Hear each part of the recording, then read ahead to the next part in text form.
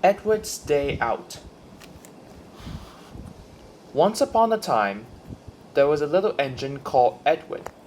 He lived in a shed with 5 other engines. They were all bigger than Edward and boasted about it.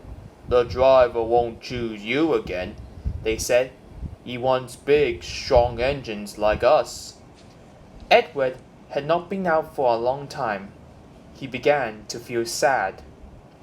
Just then, the driver and fireman came along to start work. The driver looked at Edward. "Why are you sad?" he asked. "Would you like to come out today?" "Yes, please," said Edward. So the fireman lit the fire and made a nice lot of steam. Then the driver pulled the lever and Edward puffed away. "Beep beep," he whistled. "Look at me now." The others were very cross at being left behind.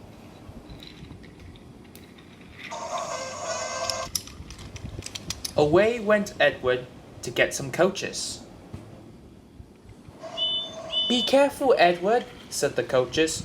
"Don't bump and bang us like the other engines do."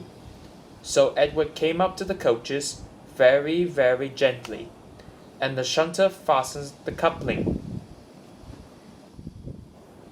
"Thank you, Edward," said the coaches. "That was kind. We are glad you are taking us today." Then they went to the station where the people were waiting.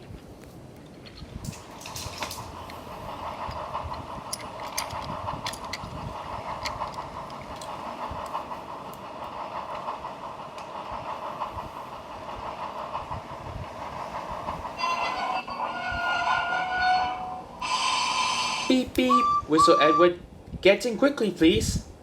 So the people got in quickly, and Edward waited happily for the guard to blow his whistle and wave his green flag. He waited and waited.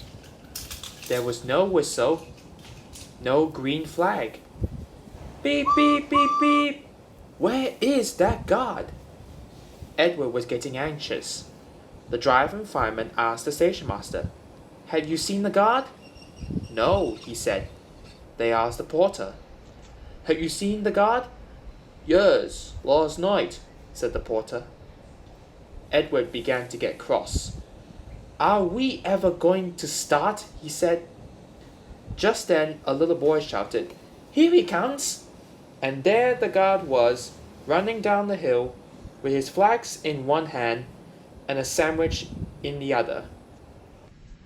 He ran onto the platform, blew his whistle, and jumped into his van. Edward puffed off.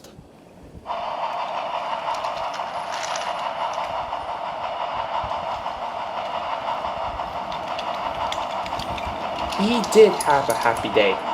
All the children ran to wave as he went past, and he met old friends at all the stations.